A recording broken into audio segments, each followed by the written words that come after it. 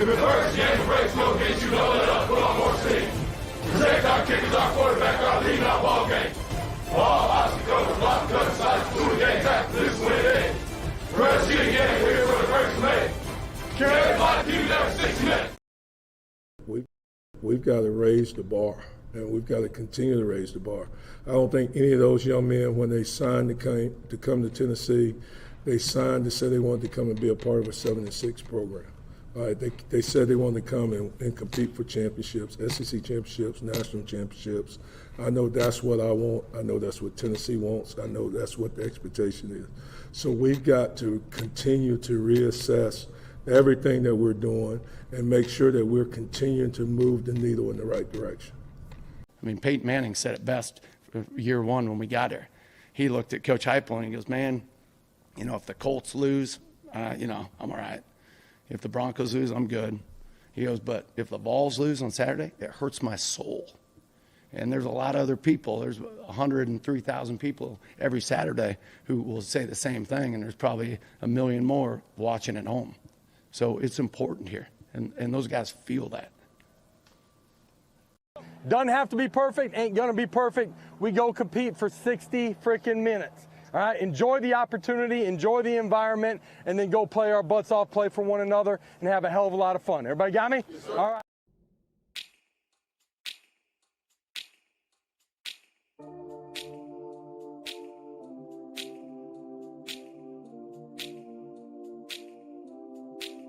Do you remember when we fell in love? I remember, don't worry. Do you remember? I remember how it all began. How could I ever forget? It's the first time.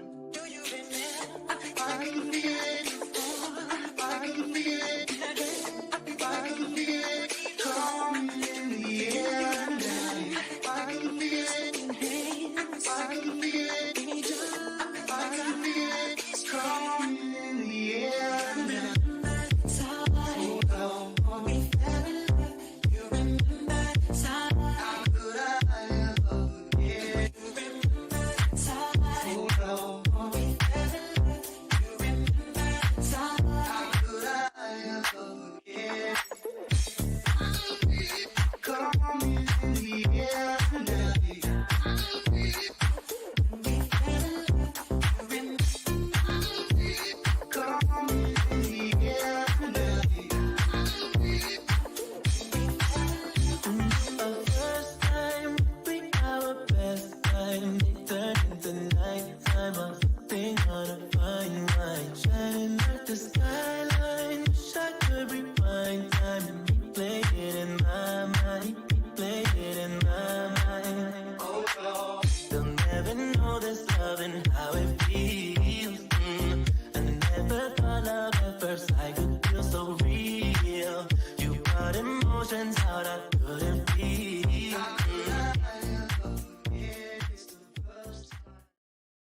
Good Monday morning and welcome to the Talkin VAWLS Network. My name is Boogie Bentley. I feel like therapy is continuing this Monday morning. Grab your coffee, grab your Rockstar. I don't know, man. Maybe grab your moonshine if you need it on this Monday after a loss. It's never fun to come on here and talk when Tennessee's not winning ball games, but it's something we got to do. We'll get through this thing together. Let's see who is hanging out in the chat. Brad was here bright and early dropping those custom Talkin VAWLS emojis. Appreciate that, Brad. Also, Tommy Johnson becomes a member of the channel. Hey, I appreciate that support. Dylan D'Angelo also joins the channel. I appreciate that, guys. You can hit the join button down below. Just $1. $1 is all we ask. A little tip in the tip jar. It's how we pay the bills around here. Look, we could play ads. We could do all kinds of different things, but the memberships support this channel. We greatly appreciate that. So thank you, Dylan, for the support. We got a super chat from Dylan Elam for $5. Says Dorothy, 9-3 would be the second best season we've had in the last 15 years. Everybody breathe. We're on the right track. Hey, don't bury the lead, Dylan. That's where we're going to start this thing here in just a second when we get Cain on the show, is what does this football team have left to play for? We're going to talk about that coming up in just a second. Papa J is here, dropping a $5 super chat as well. Says, please, Lord, let us beat Georgia. Hate Georgia. GBO from Liberty University today. Thank you, John. Appreciate the super chat, brother. We got some other guys coming on in. Matt Zimmerman is here. What's up, my friend? Larry Dalton is here. Robbie S. is in the house. What's up, Robbie? Good to have you on the fan call-in show last night. Tyler is in the house. Who else we got here? Did I say Craig J? Negaval, guys, come on in. Smash the thumbs up. You know the deal. That's quick, free, and easy, and it helps the channel. Share this thing out. Let somebody know we're live. Let's get Cainer on here. Man, I got too many things going on at once. And let's talk a little ball. You are Locked On Vols, your daily podcast on the Tennessee Volunteers. Part of the Locked On Podcast Network, your team every day.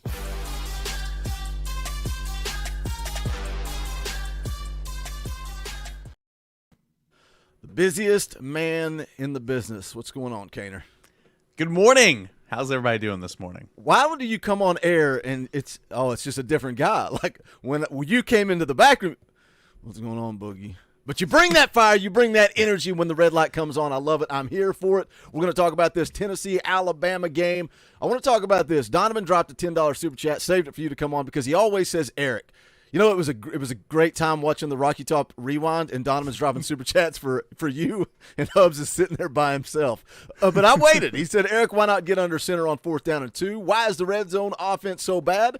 And then he says Vols will go 10-2, mark it down. 4, the Vols will beat Alabama in Atlanta, and 5, Tennessee wins final 5 games by 10 or more. We're going to talk about all that. We're going to talk about the 4th down calls. We're going to talk about the red zone offense. Donovan, so hold that thought, but I want to take his super chat and kind of run with it because he says Tennessee's going to win out. They're going to win the rest of the games. They're going to finish 10-2. Look, a lot of things, Cainer, would have to happen for Tennessee to be in Atlanta.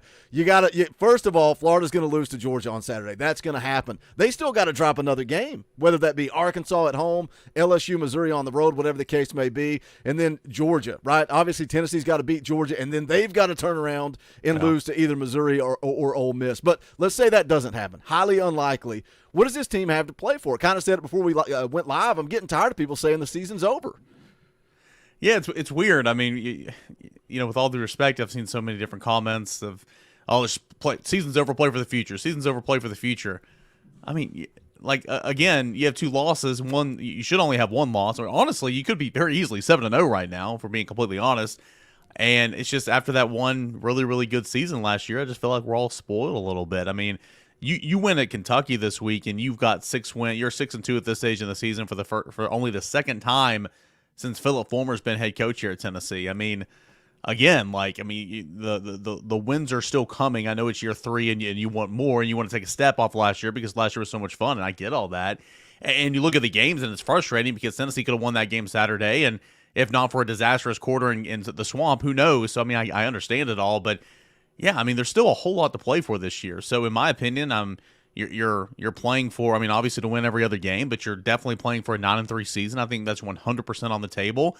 I think that's very attainable. And I said the entire offseason, if Tennessee goes 9-3 this year, I feel like that is a great, I mean, obviously you're not taking a step because you had a 10-win regular season last year, but I feel like Tennessee's arrived as a program because you're not falling all the way back. And I think that would be, you know, really, really good, really, really solid. So there's a lot of winnable football games left, but they're not going to be easy. On the road at, you know, Kentucky's going to be tough this weekend. You know that. Come back, get a win over UConn for homecoming. On the road at Missouri, I'm intrigued to see what Missouri looks like against Georgia this weekend. Really am.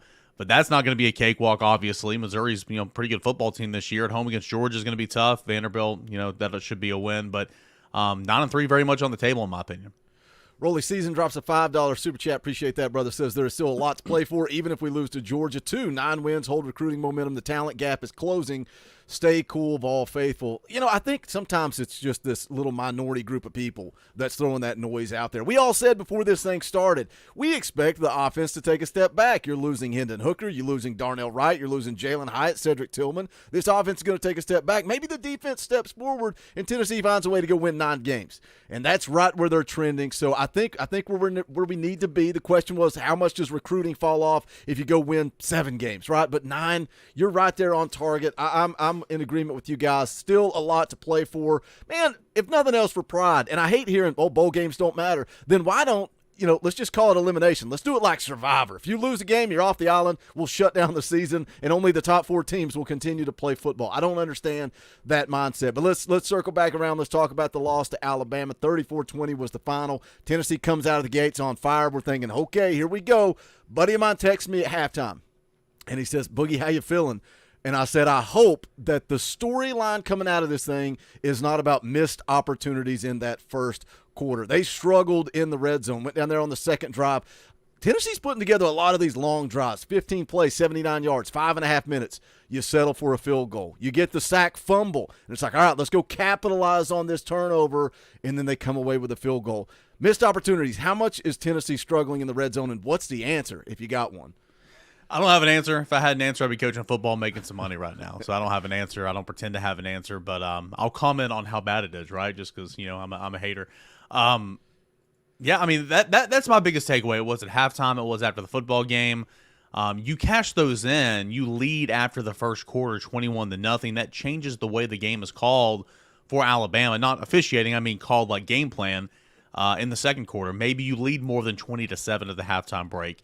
And even if you had that second half collapse, maybe it's enough to where you're not, you can still hold on and win the football game. And of course, the storyline coming out of that game was, Tennessee almost blew it, but you would still have a win. That was my biggest thing, man. I mean, you got, when you're on the road playing the Alabamas of the world in the SEC, you've got to help yourself out. You got to cash in. Tennessee did not cash in and really dominate the way that it should have at points and times in the first half, even though it was dominant at times and it had complete control of the football game. So that was my biggest takeaway. Tennessee in the red zone this year, Hubs had a great stat on the 10 things he thinks he learns. We were talking about it Saturday night. This red zone football team is not good in scoring touchdowns, especially when you compare it to the first 3 SEC games of last year, where Tennessee was scoring 78 or 75% of the times touchdowns in the red zone. Tennessee's only scoring in SEC play this year at 38% scoring touchdowns in the red zone. That is just not good enough. And again, you're not going to beat the Alabamas or the Georgias or maybe even a Kentucky or Missouri on the road. My point is you got to cash in. So that was my biggest takeaway. There's a million different avenues. Officiating was bad. Josh Hypel fourth down play calls were bad in my opinion. Decisions were bad in my opinion.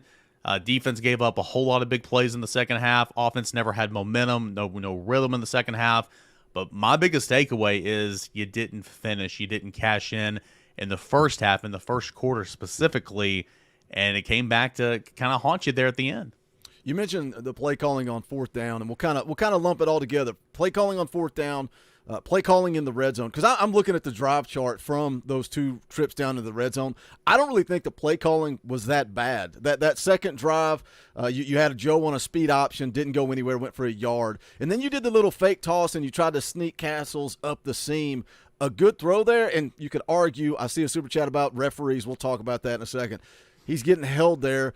But then you also had on the second drive, well, actually the third drive, after the sack fumble, you had Jacob Warren wide open. You just couldn't convert. You can't really complain about play calling when the execution causes you to miss out on those opportunities. Fourth down. First, let's talk the decision as a whole. Why are you going for it on fourth down from your own territory? You did it twice. And then, again, you talked about Hubs wrote a great article. That 10 things I learned had so much good information in it. 3 for 13 on the season. But the stat that stood out to me was fourth down and 2 or less, right? Tennessee 1 of 6. And it's almost like you know what Tennessee's going to call. Everybody in the stadium knows what they're going to call. And you did it twice, and it doesn't work. What? I know what the answer is. What do you do on fourth down and 1? What do you do? Well, again, I'm just beating the drum here, okay? And this is something you've heard a million times, and there's a reason why coaches don't do it. I want to know that reason, and we'll ask Josh Hypel later today in his press conference, because it's not just him. It's high school coaches all across Tennessee. I do these high school games on Thursday nights. They do it too. You watch college football. It's all across the country. And I get it from a normal play calling perspective. If you're in shotgun, you can see the end man on the line of scrimmage. You can read it better. I get that.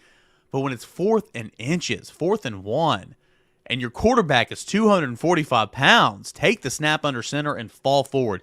You went under center one time against Virginia. You got a touchdown out of it. I mean, and we haven't seen that since. Like, what's going on here? I just don't get it. Because on that first fourth down, it looked like Milton was maybe running the option. It looked like Jacob Warren was looking for a Utah pass. Maybe Alabama just blew it up. There was some confusion there. It did not look good. And so again, I credit that to play call. Maybe Milton ran the wrong way. I don't know, but there was. I mean, that's not the time where you're going to be confused. It's 4th and what was it, Boogie 1, 2? I mean, go get that first down. So I don't know, man. You got to find some creativity in the short yardage situations because bunching things up. I have no clue why. When your offense is predicated on getting vertical run lanes and spreading some people out, getting those wide receivers out past the numbers, I don't know why you want to bunch everything up and try to run it right up the gut on 4th and 1. It just won't work, especially against the Alabamas and the Georgias with those defensive fronts. So got to get more creative in the play calling. I think sometimes you got to help yourself out by going under center. I mean, I know you don't have a Princeton fan, but why not give us that offset eye look? I mean, McAllen Castles can be that fullback. Jacob Warren can be that fullback. I mean, they're not Princeton fan, but why not give us that I formation offset eye look like you saw last year? At least give it a look. Made Nick Saban call a timeout last year on the goal line having an offset eye. Why not do that this year? I don't know, man. I would love to see some more creativity in the short yardage situations because running up the middle, it's not working. And again, I'm not a coach, so I'll complain, but I don't have the answer. I know Hypel's not going to answer that question. He's not going to answer it as to why. But I want to know, like you, why do you bring everybody in? Like, there's no benefit to that. Like, if you bring a guy into the backfield, you got an extra lead blocker, you got whatever, that's fine. But when you bring all those wide receivers in and you put them in that little bunch, everybody's just in this big hot mess right there at the line of scrimmage. There's absolutely no benefit. I mean, all you're doing is creating extra men to block. There's no benefit to it. I don't understand it. I don't understand it. Now, what about the decision to go for it in general? 4th and inches from your own 34, 6 minutes before the half. Gosh, man, it's if he converts it, guess what? We're all on here saying Josh Heupel's got balls. He's playing to win. Some people said he played not to lose. I don't think that's a fair assessment when you're going for it on 4th and inches from your own. Yeah, 34. I would completely disagree with that because again, you're going for it on 4th down twice on your own side of the field. Like, nah, he wasn't. He's playing to win. He's playing to win. Yeah, I just don't get it. I'm kind of curious too because they did that. They did the big jumbo formation where you had Spraggins in the backfield and you just pushed Joe Milton. I wonder if you think is that where the rib injury comes from? Does anybody know when the rib injury occurred? I don't know. No, I don't think so. Also, if they ever do that again, I would love to have Javonte Spraggins play right guard and not fullback or whatever in the backfield because I think he's better at right guard. Maybe put a Jackson Lampley or maybe a Dane Davis. Dane Davis on that play we're talking about against Virginia, he was actually playing tight end. So anyway, point of the matter is, I don't know where the rib injury came from. Maybe that could be a good point, good observation. Looked like his ribs and his knee were fine the other day though. Oh yeah. So the decision, and you're exactly right, man. I was texting one of my buddies here in the game, and I said after that 4th down didn't go Tennessee's way, I'm like, man, if you get that, everybody's talking about the stones on Josh Heupel. Man, that's our coach, one of us, you know. Hey, that's our and motto, if you don't get it, he's the biggest idiot in America. And so I get that. I guess my thing is, man, again, you're on the road. You're playing in Alabama. Jackson Ross, I believe at that point had already had a punt or two maybe. I mean, he went on to have a great day. But, I mean, just play field position, man. I mean, at that point in the game, defense was doing great. Your punter was doing great. Play field position. It just takes, 1 or 2 plays to change the story of a game, and especially when you are, trying to have fleeting momentum there in the first half. And at your own 34 or whatever it was, that's just, in my opinion, that's not the place to go for it. Now, if you had last year's offense with last year's team, last year's offensive line that, bully guys around, like I see why you have that confidence to do it. This is not last year's offense. It's a different team, and it's a different circumstance. So I did not like either one of those calls to go for on 4th down. Again, retrospect's everything 2020. It already happened, but I didn't like those calls whatsoever. But you can't say Josh Heupel wasn't coaching to win because he absolutely was. Tommy Johnson drops a $10 super chat. I appreciate that. Very generous, my man. Says, can there not be some accountability of these officials and the integrity of the games? It's robbing fans and ruining the games. Look, we talked about officiating a lot after the game, and I said it then, and it goes in one ear and out the other. Some people just don't listen to what you say. I'll say it again now. Officiating did not cost Tennessee the game. You had opportunities to go win that football game. But, Cain, something I said post-game is it kind of controlled the momentum, right? You come out of the locker room at the half with the lead. Alabama goes right down and scores on 2 plays. That second play, Tyler Barron is getting held plain as day. I don't care what anybody says. That's a hold. So did Tennessee have a bust in the secondary? Yes, but Tyler Barron's getting held, so that play should not have happened. Now, does Alabama ultimately go down and score anyway? Ifs, ands, and buts, right? Who knows? I have no idea what would happen. You follow that up with the fair catch debacle, which now I've seen it. I saw it on the Hypel show, heard everybody talking about it, confirmed that Jeremiah Telander is pointing the high kick. He's pointing, and you can see it for a brief second. All he's doing is pointing at the ball. They call fair catch. Tennessee starts on the 4. The momentum was sucked away from you, and officiating did play a part in that momentum. I think that's a good way to phrase it. Wholeheartedly, 100% agree. Tennessee lost the game because Tennessee collapsed in the second half. Tennessee has itself to blame, whether that's players, execution, coaching decisions, all the above. Officials are not to blame why Tennessee lost the game, but momentum's a real thing, and I agree with you, man. I mean, you look at that play, the fair catch play or whatever, you could be starting at the 23, 24-yard line. Instead, you're starting at the 4. Well, playbook, you got to put it in half now because you can't call your entire playbook there at the 4-yard line. You just can't. And then, obviously, given Alabama great field position there, following a punt, you have a holding call on a successful first down. Option to the right, swing pass run, whatever it was, option to the right, and you have a holding call that comes back. You're starting behind the sticks a little bit. The defensive holding call on third down when Alabama was driving, just a huge call in this football game because again Alabama was able to take a couple minutes off the clock and. Boy, that was tick-tacky. I mean, you can call holding, you can call pass interference every play. I get that. But, like, there's holds like when you were holding Tyler Barron, and then there's defensive holding like what you saw on that specific play where it's just like, come on. So it was bad, man. And I think the biggest frustration is when you look at the stat sheet, Tennessee was not penalized for a whole lot. I mean, 8 penalties, 55 yards. There's been way worse games. But you look over there at Alabama, it was 1 penalty, 5 yards. And that's what, people were kind of getting frustrated with. It just is what it is. This is the least penalized Alabama football game dating back to 2018 when Alabama, I don't believe, had a penalty in a game against Auburn. Look at Alabama last year at Neyland Stadium, though, penalized 17 times. So, again, it's hit or miss. Officiating overall is just not strong. It's not strong. It's all over the place, not just here in the Southeastern Conference. It's not good. It's not the reason Tennessee lost, but I agree with you in terms of momentum. It did not help matters whatsoever, especially in that second half when Tennessee was just trying to get something going and trying to survive. Yeah, I don't understand how a football team that's one of the most penalized teams in the country is going up against one of the best defensive lines in the country, and their offensive line's been trash all year, and we don't see a single holding call. Again, not the reason why Tennessee lost the football game. Let's talk about something positive. I was kind of laughing before we went live because it was the truth. On the rewatch, I thought Joe Milton played great. Not great. Good. I thought he played really good. Not great, but really good during the live watch. When I did my rewatch, I somehow got a lot of optimism about the future of this football schedule. Kentucky, Missouri, I told you, there's no way Tennessee loses those games if Joe Milton runs the football the way he ran it. And we've said all year, Joe needs to run more for this offense to be more efficient. We saw it, whether it was read options, whether it was just straight quarterback draws, whether it was just the quarterback power. He looked good to me running the football. I know you're pretty excited about the way Joe Milton played on Saturday. What are your thoughts?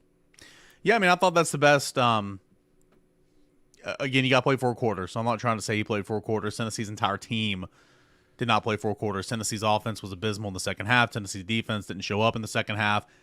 I get all of that, but I think what we saw Saturday was the best version of a starting quarterback from Joe Milton here at Tennessee than we've ever seen. He was really good in the first half, really good. 175 yards, 2 touchdowns, 72% completion in the first half, whatever it was.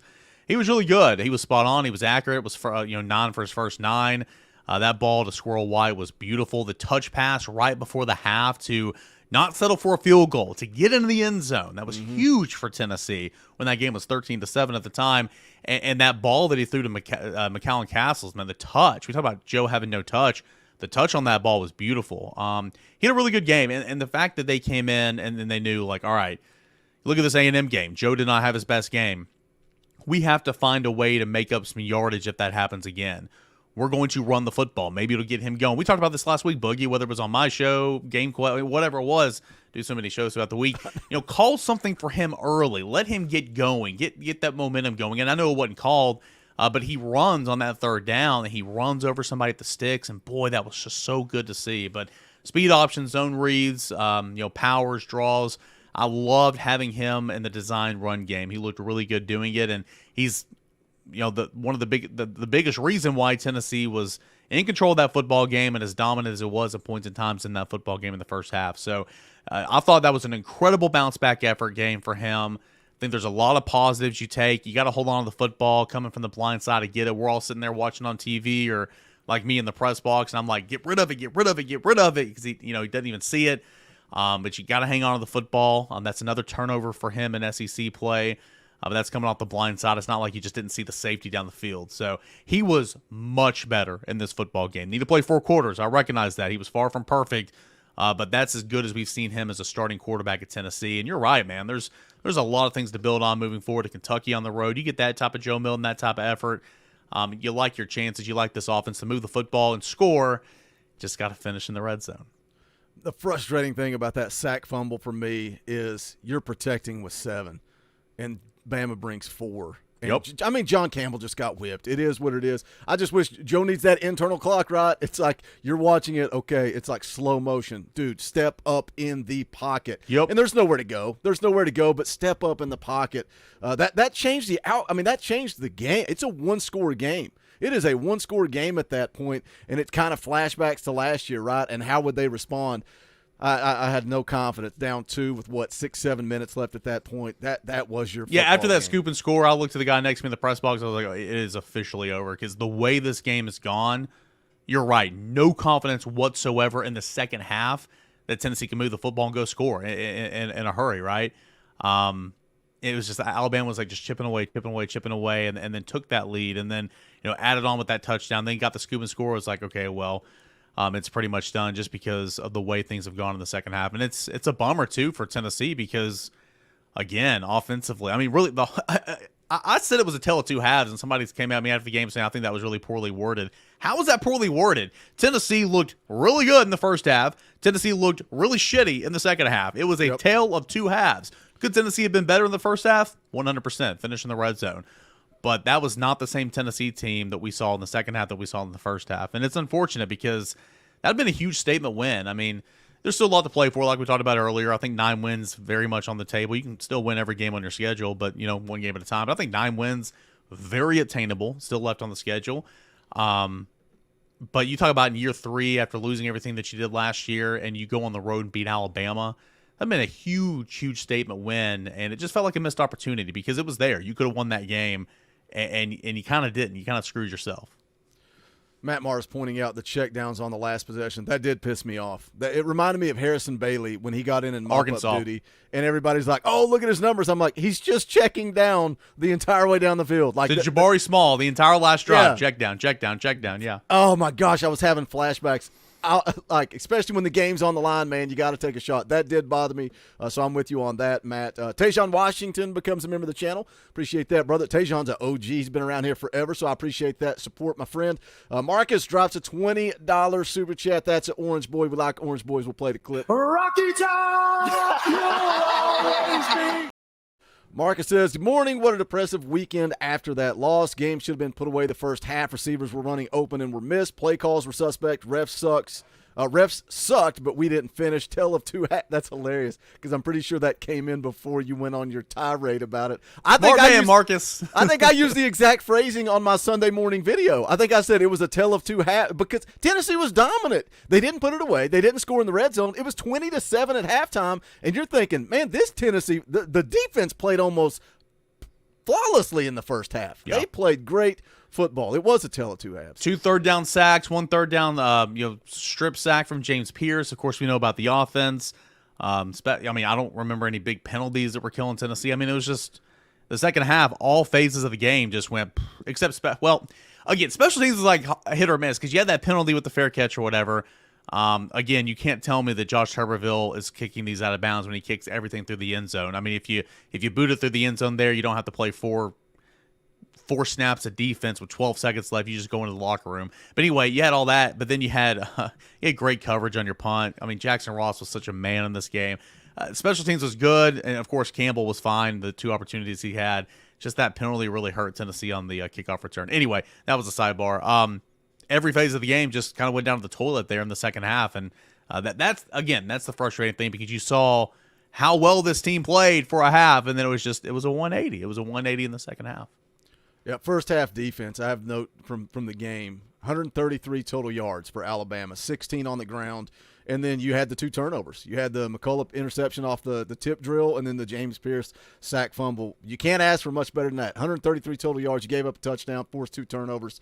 I'd say that's a pretty good day at the office, but then completely down the drain. Second quarter against Florida, third quarter against Alabama. This team could be sitting here undefeated, but they're not. We said they still have a lot to play for. How do you think the back half of this season plays out? How do you think this football team responds? Don't let Alabama beat you twice, right? That's the catchphrase. That's what everybody's going to be saying all week long. How do they bounce back on the road against Kentucky on Saturday? Yeah, we'll see. I think Tennessee, with the guys in the locker room, will bounce back.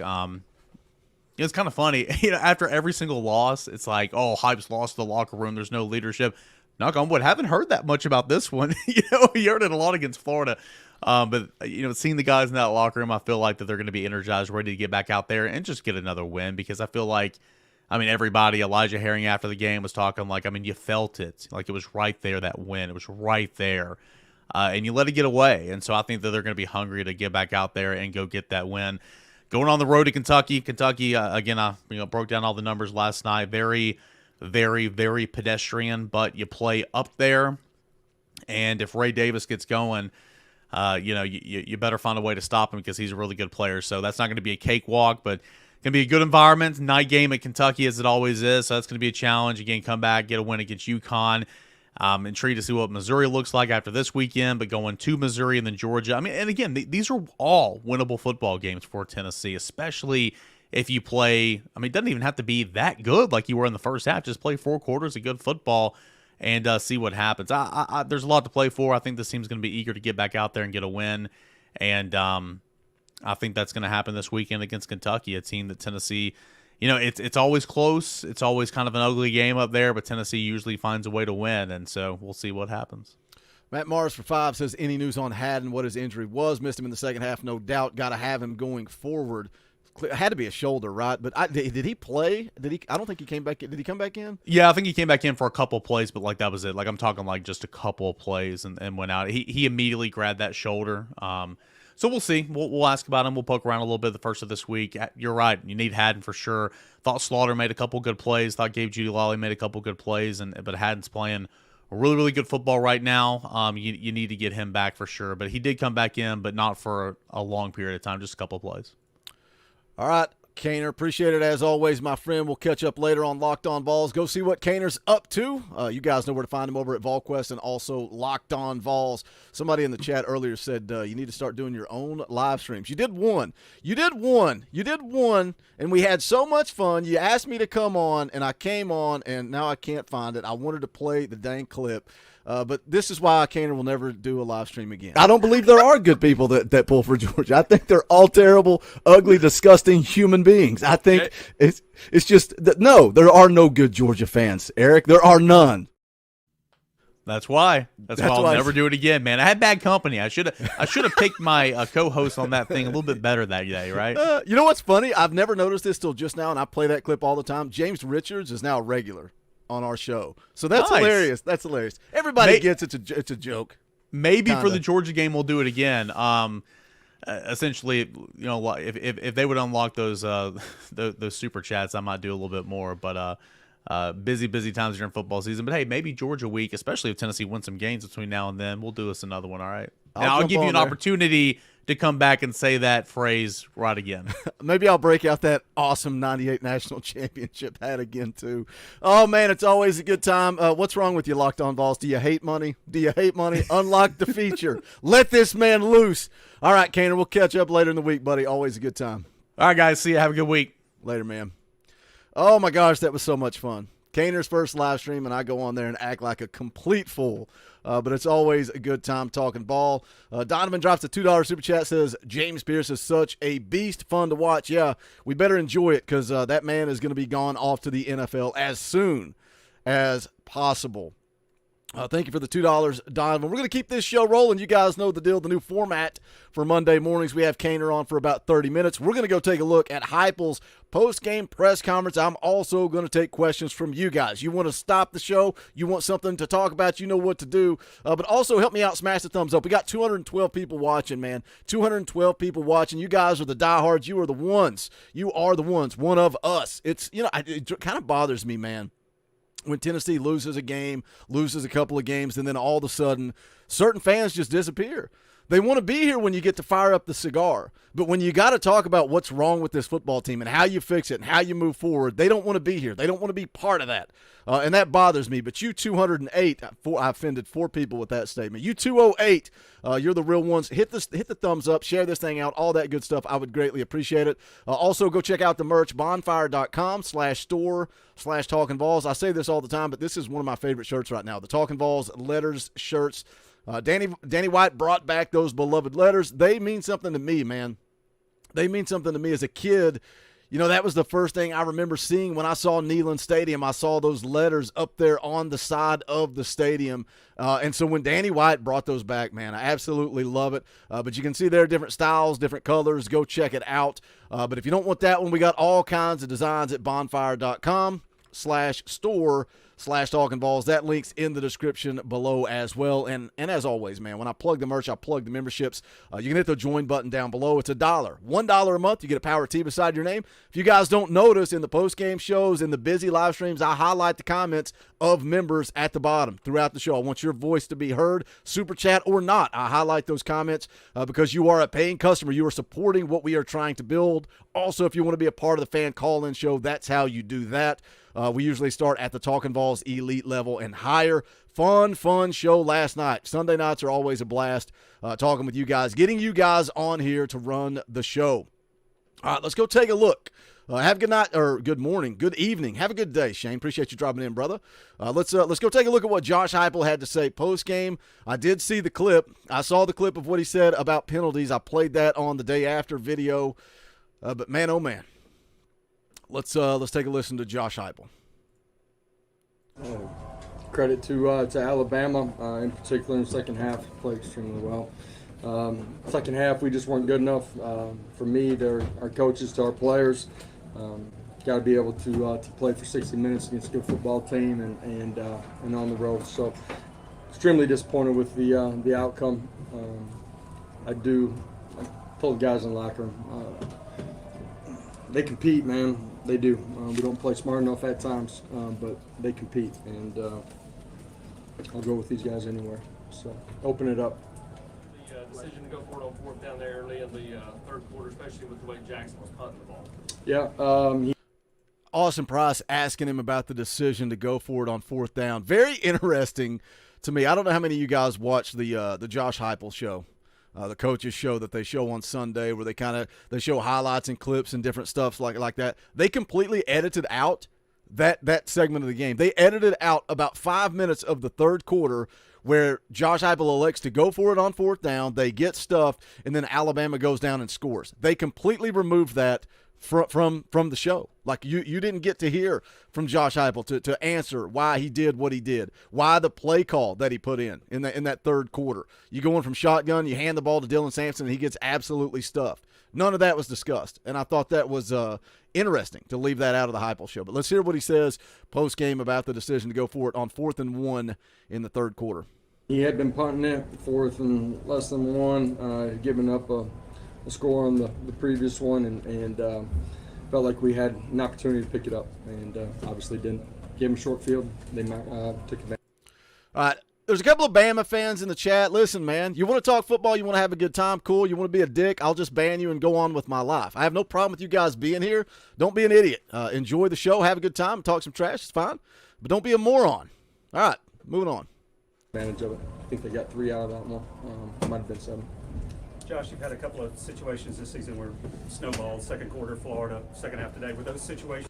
All right, I'm not letting idiots derail. I'm here to talk football and have a good time. I'm not letting idiots, because I can't focus on you guys and having a good time talking football with these morons in the chat. So they're gone. They can go find something else to do with their morning, and let's talk about Tennessee football. Let's come back to this decision to go for it on 4th down. You know, we talked about it post-game show. We talked about it in the day after video. We talked about it in the fan call-in show. What do you guys think? I'm not against the decision to go for it on 4th down. I'm just against the play call. I thought the play call itself was bad.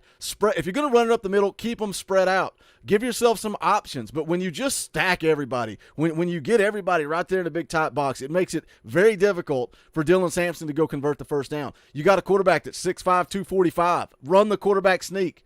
Just run the quarterback sneak. I don't understand the play calling, and I know we're not going to get answers from Josh Hypel. I know Cainer said that they're gonna straight up ask him today with his media appearance. He's not going to answer it. He's not going to. He's just going to say, "Well, we felt confident in our offensive line. Look, if you want to convert, you got to go get it. You got to go get that 1st down. You got to block up front. You got to execute." It's going to be some answer like that. It's not going to be a "Why don't we run the quarterback sneak?" But I do wonder if it's about keeping Joe Milton healthy. I wonder if that's a factor in that. You know, the rib injury again. I mentioned that with Cainer. When did that happen? Let's hear more from Josh Hypel postgame. Did they feel the same? Were they different? Nah, they weren't good enough in the second half. Coach, why do you feel like the momentum really changed in the 3rd quarter in this ballgame? You know, they came out, hit one split zone on us, end up getting 7. We get called for, signaling fair catch from our front line on the sky kick. Ball gets placed at the 4. You know, you're in a tough situation coming out, don't pick it up, and they get an opportunity and go get some more points. At the end of the day, our guys didn't stop competing. We weren't smart enough. We weren't good enough, starting with me in the second half, but they continued to reset and play. The momentum did shift, during that series of events, but our guys continued to compete. Mike, did add. Yeah, Josh, Austin asked about that 3rd or 4th down late. The earlier one at the 34, so why did you feel good about going for that one? I just felt like the scheme, based on the personnel that they had out there, that we had a good play. So, obviously, didn't pick that one up either. What went wrong on that play then? It's a read off the edge. Felt like it was condensed. Didn't get it going around the edge. Josh. Interesting. So that he's talking about the one in the early in the game there. Let's see. It's 4th. Let's see, what was it? 4th and inches. 4th and inches from your own 34 is the call he's talking about. It was a speed option that went nowhere. So that's interesting. Talking about liking the personnel, liking the matchup they had based on who Alabama had in the game. I've got in my notes speed option. I'm trying to remember exactly how that play unfolded. But again, that's the one, man. I don't expect you to necessarily go quarterback sneak if it's 4th and 1.5 yards, 4th and 2, although I still think you can pick that up. But 4th and inches from your own 34, that's quarterback sneak all day long. All day long. To me, you're still on your own 34. You're on your own 34. If it's me, I'm punting the football 10 times out of 10. 10 times out of 10 in that situation. 4th and inches from your own 34, 6 minutes before the half. Nobody got hurt. That's the one where you go down, you get the interception right after that. You get the tip drill from Danico Slaughter. McCullough picks it off. No points changed there. Could have killed you, right? Could have really hurt this football team. Nobody got hurt. But if you're gonna call it, run the quarterback sneak, please. Thank you. The snowball effect that happened there in the 3rd quarter we're asking about. Do you think that was more about a top 10 team taking advantage of that, or was that more of on you guys? Unique circumstances. They hit us with the one split zone. The fair catch signal from the front line, places the ball at the 4. You got to give them credit too, but there's some things that we didn't do well enough. You start backed up, it changes what you're doing on your opening drive a little bit too, because of situational football. So it's so funny because, and I get it, Josh Hypel can't say it. I can say it. I can come on here and say it all day. Not blaming the officials. All the idiots are going to ignore that. But you're looking at, okay, Alabama scored. They were holding. We're talking about the momentum. Everybody in the media is talking about the momentum. You're right, Dakota. You do bring up a good point there. You distracted me with that, but you do bring up a good point. I'm not above going for it every single 4th down. Anyway, back to it. You sucked they're talking about the momentum. How did the momentum change? What happened? Was it something a top 10 football team did? Is it something that you guys couldn't get going? It's what happened there? How did the momentum shift? And we keep coming back to the common theme. They hit a deep shot when they were holding. We were pinned on our own 4-yard line because of a phantom call by the officials. 2 plays changed the entire momentum of this football game. Now, Tennessee couldn't run the football. That's a big factor in this loss. They could not run the football. Alabama could run the football. Jalen Milroe got going. Jalen Milroe and that run game got going. That kudos to Alabama for doing that. But what flipped the momentum at halftime? They're bringing up 2 crucial moments, and both of those were impacted by officiating. I don't care what anybody says. Donovan drops another $10 super chat. Appreciate that, brother. Says, I know, Boogie, you don't care, but it is an utter shame that people like to rag on you because they don't have a channel or not smart enough to run one. Keep doing your thing, bro. Hashtag March to 50,000. Yeah, let's get to 50,000. Let's get to 50,000 subscribers. Look, it's part of it, right?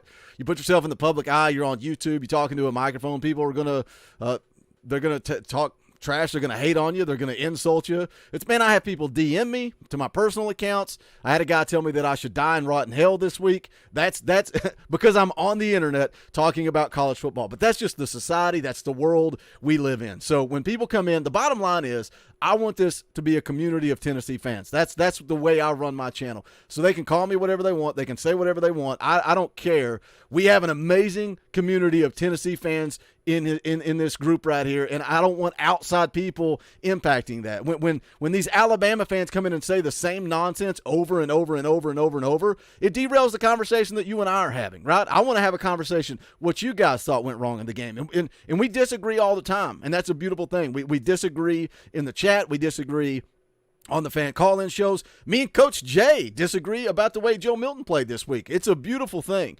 But when you have people that are disrupting the comment section, I want those people gone. So I don't care. I would rather have 23,000 subscribers and guys like you in the chat than I would rather have than 50,000 subscribers and a bunch of morons derailing the conversation. I want to talk to Tennessee fans about Tennessee football. That's the whole point of this channel, and I think we're doing a pretty good job doing that, Donovan, but I do appreciate the super chat, brother. Let's hear more from Josh Hypel, talking about the momentum of the game.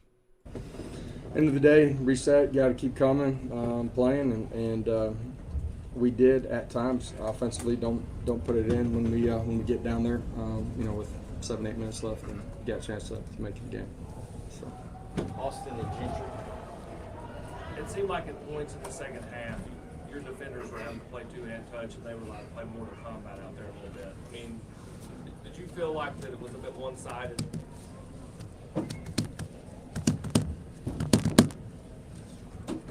That's a man that is pissed off.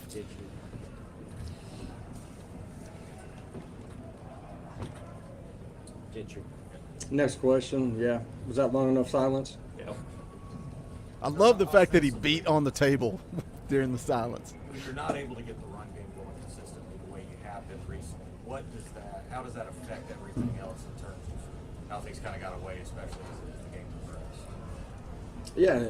In the second half, obviously the fourth and short, you start the half backed up, so you're a little bit different than what you planned on coming out. We weren't efficient. Then it turns into a 2-minute type mode. The change in the game happened quickly, and at the end of the day, we got to go be efficient in what we're doing.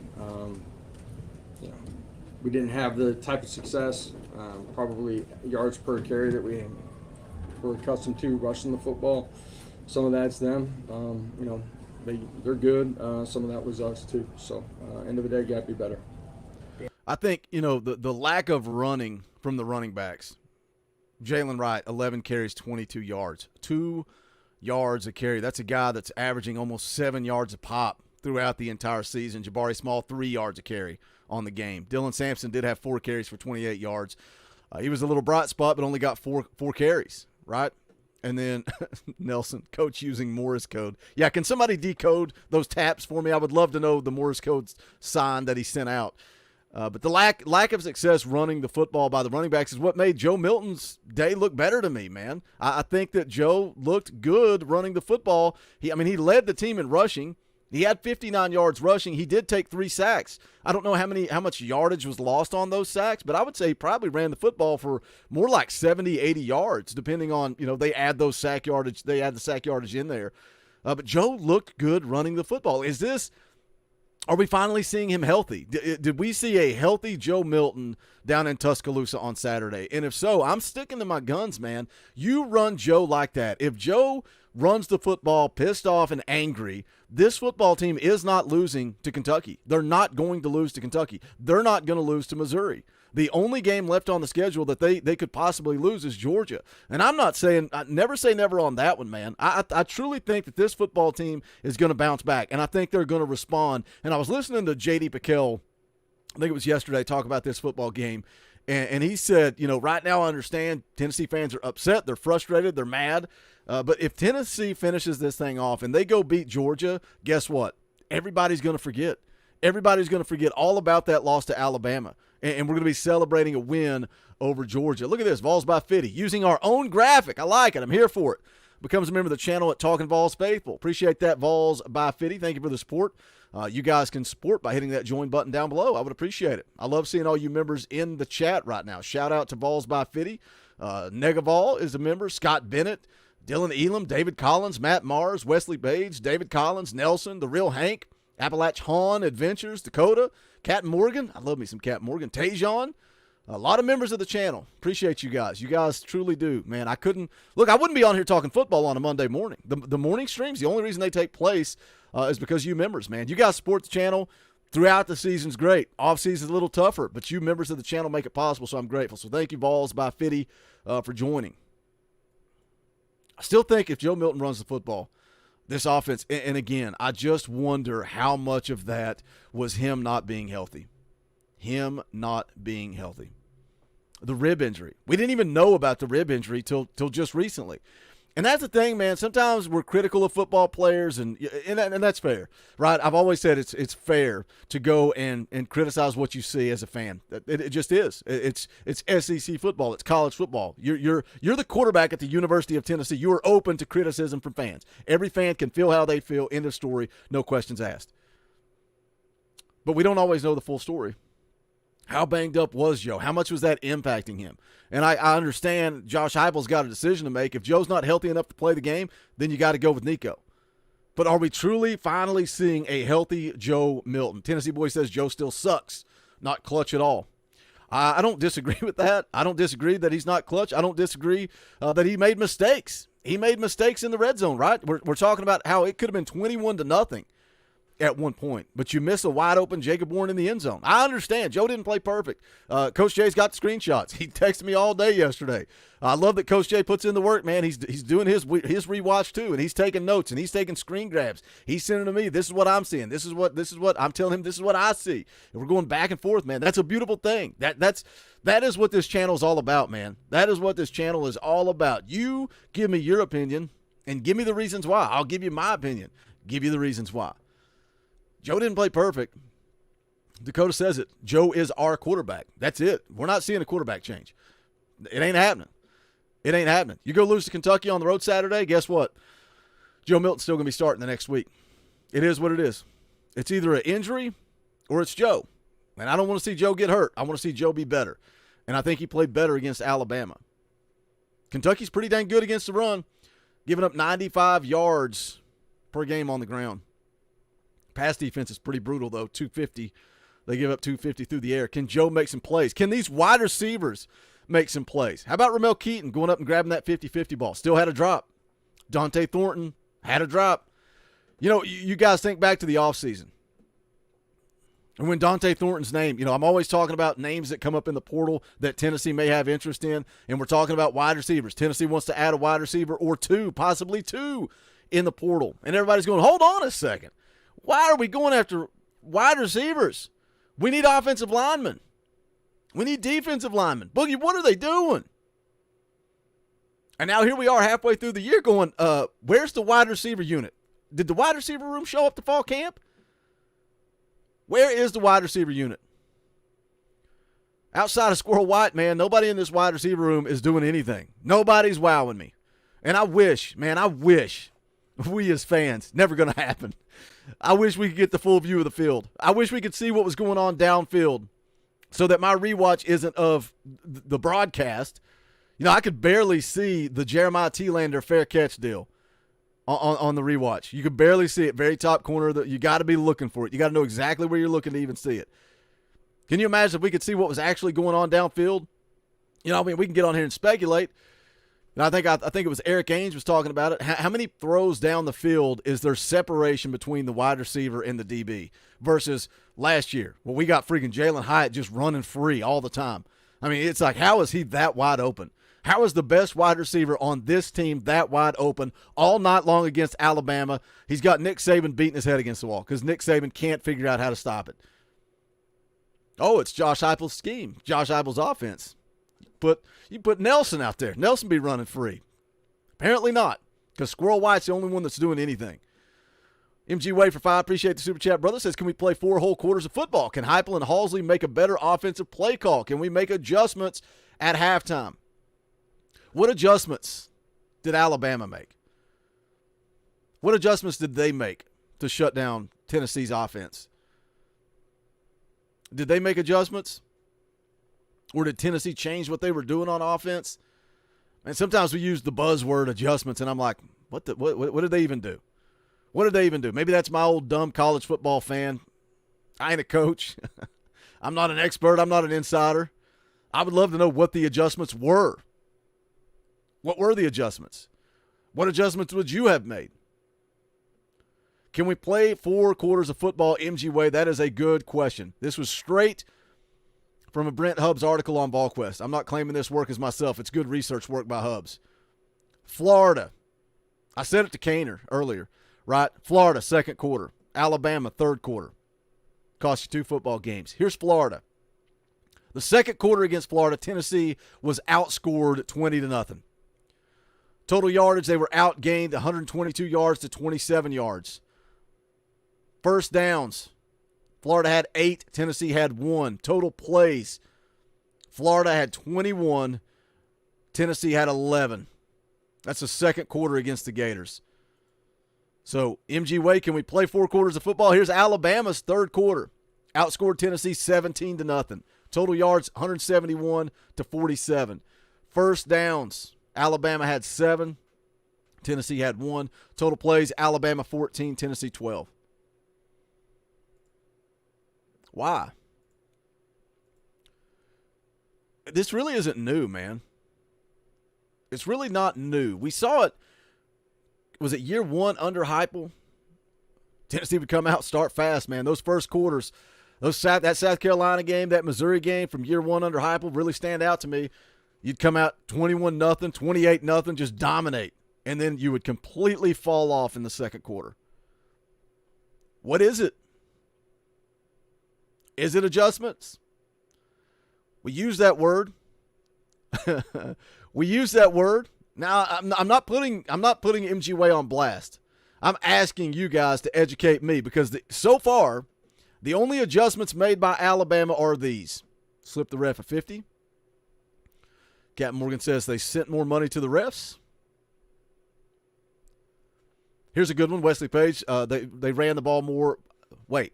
Milroe ran the ball more in the second half. I agree with that. Was that part of the game plan?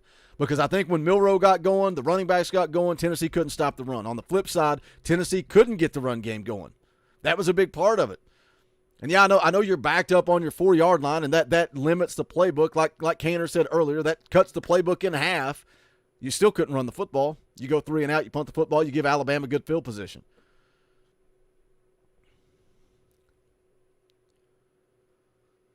Still, that's the only adjustment. Wesley's got the only adjustment. They ran Milroe more. I think that was an impact. I think that did impact the game. How many yards rushing did Milroe end up with? 3, but again, sack yardage. Sack yardage is included in that. Tennessee ended up with 4 sacks on the day. So what did he really end up with? I wish they didn't do that in college football in the stat line, in the box sheet, the box score. Because when I need a quick stat, I can't get it. I got to do math and stuff. And I'm not good at math, but I do know that we got 250 people watching live right now. Appreciate you guys hanging out on this Monday morning stream. We're drowning our sorrows. We're talking about Tennessee losing to Alabama. Our pets' heads are falling off. The season's over. Help me out and smash that thumbs up. I would appreciate it. If you want to go a step further, hit that share button. Put it on Twitter, Facebook, Instagram, MySpace. What's the stuff the kids use these days? Somebody told me this week I need a TikTok. I don't even know how to use a TikTok. The guy sends me TikToks all the time. I click on it, and it tries to make me download an app. He sent me 3 of them over the course of a week. I didn't respond to any of the text messages. Finally, I said, bro, every time you send me this, it tries to make me download the app. I'm not doing it. He said, it would be good for your brand. It would be good for your brand. Yeah, MySpace, man. Put me in your top 8. Change your song to Rocky Top. I'm sure you had it. You had your MySpace song set to Dixieland Delight all week. Now you're pissed off. You're angry. Probably changing it to Lean on Me, something along those lines. I tried to log into MySpace a couple of years ago. I don't even know if it still exists, but I couldn't remember my password. I would love to know what my song is set to. That would be interesting. Tilly says, isn't the 4th down conversion rate like 3 out of 13? It's terrible. 3 out of 13 on the season. You take it a step further, you look at 4th and 2 or less. 4th and 2 or less, Tennessee's 1 for 6. 1 for 6. 3 of those were in their own territory. That's a problem. Jenny becomes a member of the channel. Appreciate that. She's been a member before. She's getting that membership updated. I appreciate the support, Jenny. Talkin VAWLS Elite. That ain't cheap. Appreciate the support of the channel. If you're not a member, what are you doing with your life? Hit that join button down below. You got $1. You got $1 in your pocket. You want to throw it my way, I would appreciate it. If not, that's fine. Smash the thumbs up and tell Tom that we're live on MySpace. I would appreciate it. All right, let's listen to more from Josh Hypel postgame. What went wrong defensively there in the second half for you guys? Yeah, well, we get off the field and they got the PI or the holding call on one of our corners there. We got hit just on a simple split zone early, and you know, they flipped the field position. We're on the plus side of it, and end of the day, man, we just got to settle in and be better than what we were. Me, assistant coaches, players, all of it. I feel like they did a good job of coming out of the locker room for the second half. Who's that? The players being able to be ready. And I didn't think we started super fast in the third quarter, right? Which is obvious, and you know what happens. They drive the field, score. We end up on the 4-yard line coming out after sky kick. Like so. Yeah. God bless America. Oh my gosh. Oh, it's so dang frustrating, man. It's now I'm beating my table now. Josh Hypel's wearing on me. Look at his face right now. That describes how I feel right now. We're 5.5 minutes to this thing, and it's all about the freaking officials. It should not be that way. Officials miss calls in every game. But good Lord, it impacted the momentum of the game. Every talking point we come back to from Josh Hypel is about officiating. Po' Boy becomes a member of the channel. I don't like that helmet in the emoji, but I do like Po' Boy, and I appreciate that support. Hit that join button, guys. Let's rally the troops. Let's get some new members in here. Appreciate that, Po' Boy. Again, I try post-game shows, man. People get mad that I read Super Chats. Doing the best I can. You donate your hard-earned money, I'm going to read your dang comment. I don't care if 1,200 people are watching, 14,000 people are watching, or 6 people are watching. That's your hard-earned money. I'm going to voice your opinion on air. But you don't have to. If you're a member of the channel, I do this right here. Just like Jim and I don't do TikTok. Put all those member comments up there, as many as I can. Not all of them, but I do as many as I can during the post-game show. So shout out to all the members. Appreciate that. Good Lord, this is frustrating. Let's hear some more from Hypel. Look at that face. Look at that face. Gotta start faster. Joe and David. Josh, is that the most that you've used Joe in terms of design runs for him in a game? Was that a big part of the game plan coming in? How would you it was a part of the game. We used him last week too. So he's got to be a part of it for us. Got to be a big part of it. Overall, I thought he did positive things. Started fast, was accurate with the football, was a good decision maker. Did some solid things in the run game. End of the game, the way it's playing out, there's some things that we got to be better at situationally. It's obviously a tough situation too. Josh, I want to ask you about Joe's rushing too. The last couple of weeks, you've seen him lower his shoulder into defenders. Do you like the physicality, or he is your starting quarterback too? Yeah, situational football. Some of it is a little bit you don't want him to take every hit. He's going to have to take some hits. Third downs, you got to go get it. It changes the way the game's played. So it's a combination of all of it. Me and Cain were talking about this off air. The Real Hank for Two says, was the head ref really an Alabama alum and realtor? I think I have seen that he is a realtor in Tuscaloosa. Don't know if he's really an Alabama alumni. No, I'm not sure on that. But I did see it confirmed that he is a real estate agent or a realtor in Tuscaloosa. College football has a problem. They have a problem with officiating, and it's across the board. And it ain't just going against Tennessee, but man, it's dang frustrating when you see defensive holding called, and you look back to Texas A&M last week, and our wide receivers were getting held every other freaking play, and then you call a ticky-tack holding. Yeah, he had the jersey. He had a little bit of that jersey. He did. But that's in a crucial third down moment, and you call that one, but you don't call Tyler Barron in a headlock? Like, just give me some freaking consistency. And it ain't just Tennessee. It is across the freaking board. It's across the board. I was talking to Cain right before we went live, and we were talking about Joe Milton and him running physical and aggressive. What happened in that locker room at halftime of the Texas A&M game? What happened? Because Joe ran soft in that game in the first half. He comes out of that locker room in the third quarter. All of a sudden, he's trying to truck everybody. Did somebody call Joe out in that locker room? Tinfoil hat conspiracy theory time. I got no proof of that. What changed, man? Because since halftime at Texas A&M, Joe is looking. He's looking to hit somebody. That early third down where he scrambles out, man, he's like, forget trying. He picked up the first down. He's not looking for the end zone. He's not looking for the first down marker. He's looking for somebody to punish. And he punished him, and then he stood over top of him and said, bring it on. You're going to get more. You run like that. You run physical like that. This offense is going to only be better running the football, man.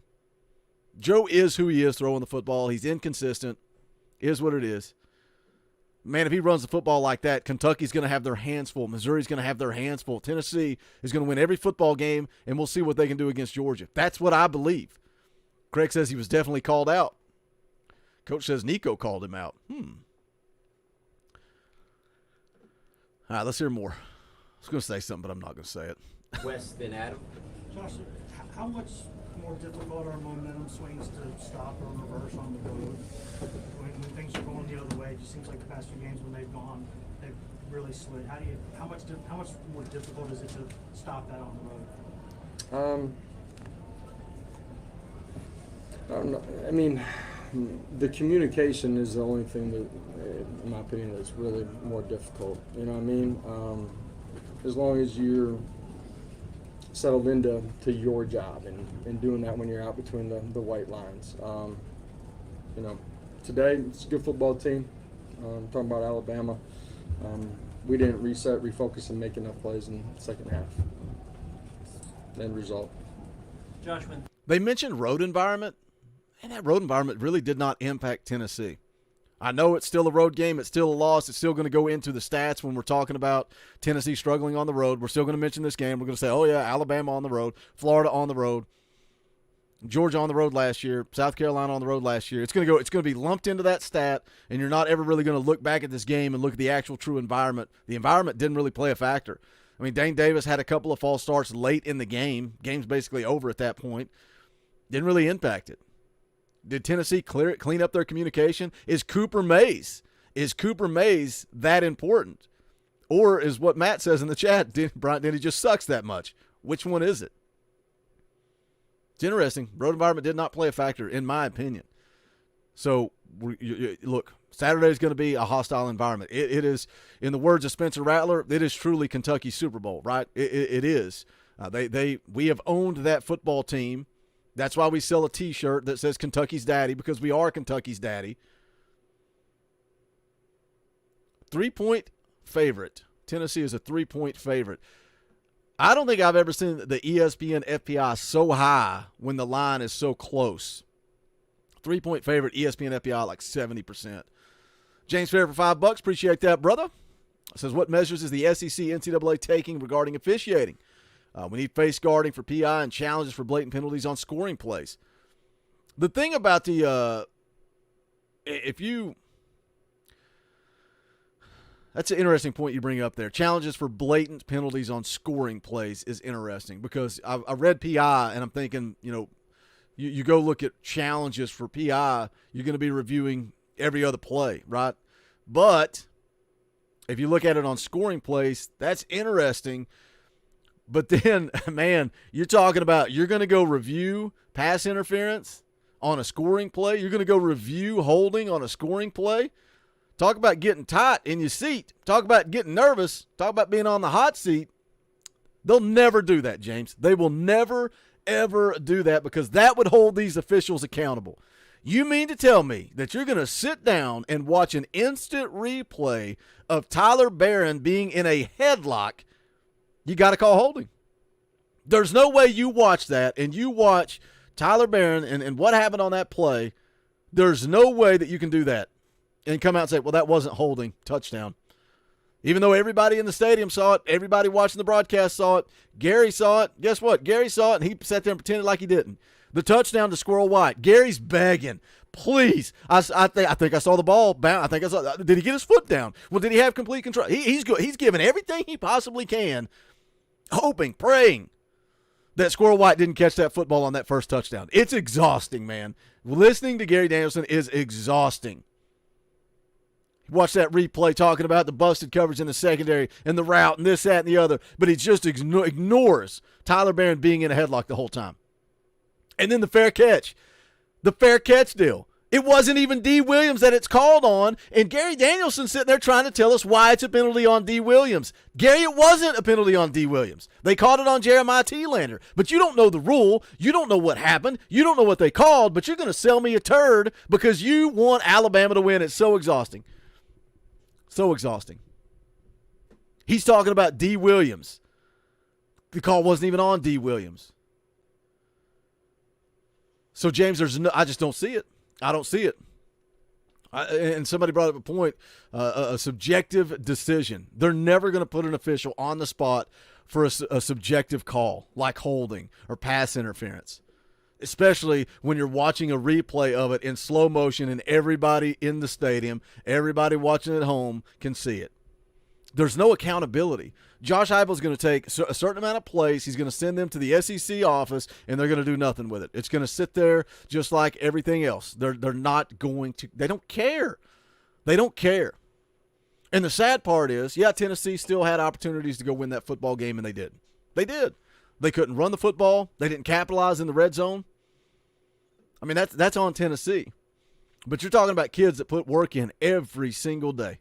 Every day, the amount of work and effort and energy these kids put in to playing football at the University of Tennessee, and you let a bunch of idiots, you let a realtor in Tuscaloosa, Alabama, impact in some way, shape, or form the outcome of the game. It's exhausting. It's exhausting. I'm not going to talk about officiating, but I'm going to talk about officiating because officiating had a big part to do with it. Oh, let's hear the last little bit of Heupel's press conference. You guys set me up for that one. That was a super chat to set me up for that one. Oh, man. I don't see how anybody can talk about this football game and not talk about officiating because it's part of it. Balls, Cowboys, Bulls. Balls, good. Cowboys, terrible. Bulls, terrible. But I will allow it because I appreciate you becoming a member of the channel. You guys can jump on the party, hit that join button down below. $1. Vols, Cowboys, Bulls. Thank you for joining the channel, brother. Appreciate it. Dylan drops a $5 super chat. On the bright side, this is the last year we have to listen to Gary Danielson. Have fun calling Purdue versus Indiana next year, Gary. Man, he'll probably end up he'll move stations. He'll follow Tennessee around just to torture us even more. I thought maybe. This is how bad Vern Lundquist was. I used to think Gary Danielson wasn't that bad because Vern Lundquist was so awful. But it's like Vern Lundquist retires, so now Gary has to fill in. He has to step in and fill those shoes. Me and the Indy kid used to call Vern Lundquist Bulldog Lundquist because every time Tennessee played Georgia, man, it was a love fest. Absolute love fest. Be right, I can't answer that question, brother. Why was the ball not placed on the 25? Nobody knows. Gary Danielson doesn't even know, but he's trying to tell us it's the right call. He has no idea why. He thinks D. Williams putting his hands down by his waist is what drew the flag, and he's trying to validate that was the right call. Like, it's just rubbing salt in the wound. It's like, get out the lemon juice. Cut me with a razor blade and dump lemon juice on it, Gary. I appreciate it. As if I was so angry, and I'm still angry. Dang it. Y'all got me fired up again. I'm starting to turn the corner. It's Monday. Oh, man. Life as a Tennessee fan. Life as a Tennessee fan. Coach Jay. Coach, sometimes we all say things and we're not proud of it the next day. Maybe I shouldn't have yelled at Gary in the postgame show. Maybe I went a little bit too far. Maybe I shouldn't have yelled at the Alabama fans earlier, but dang it. Trying to put on a show, and when every other comment is from a stupid Alabama fan, there are no good Alabama fans. There are none. I have family members that are Alabama fans. They're horrible people. Horrible people. I just want to lock myself in an echo chamber. Dakota loves it.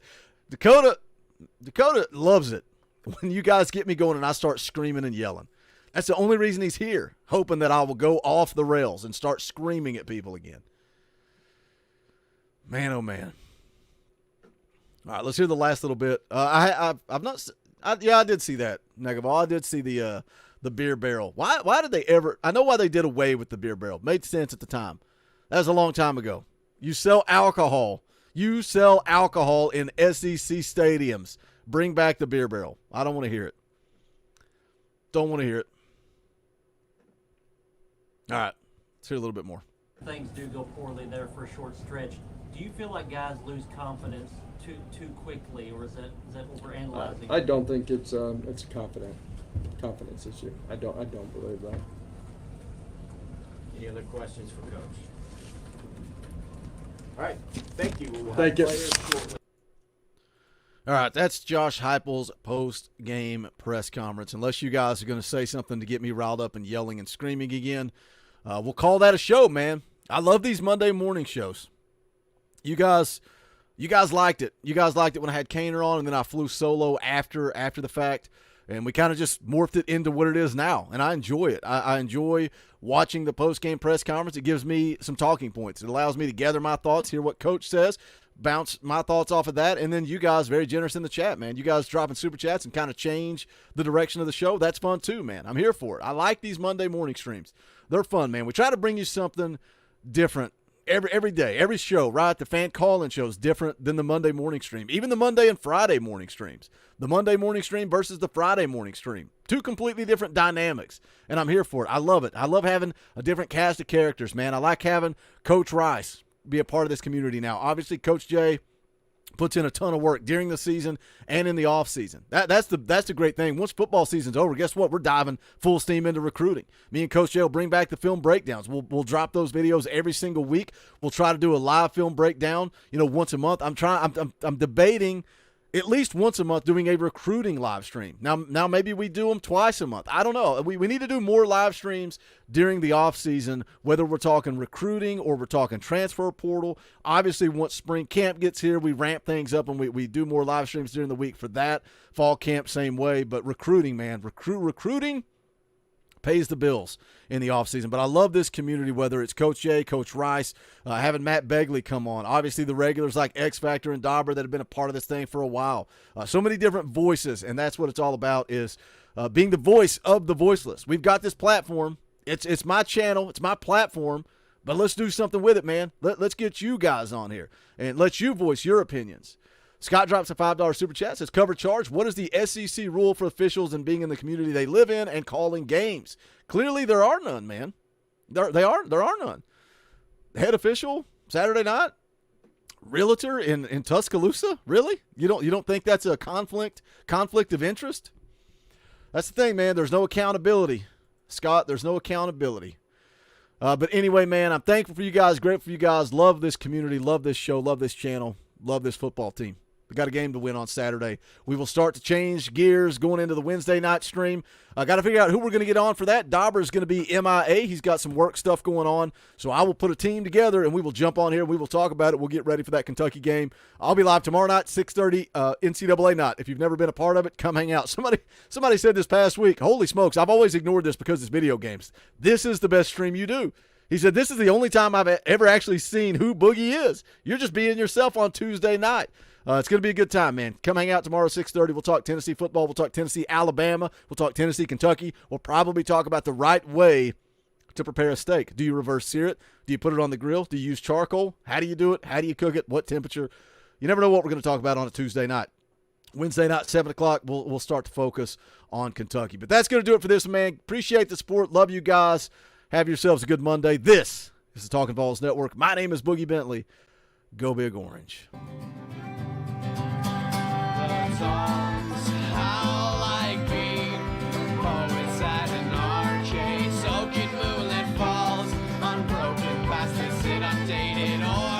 That we call home, and it's night and I'm alone and I'm alive.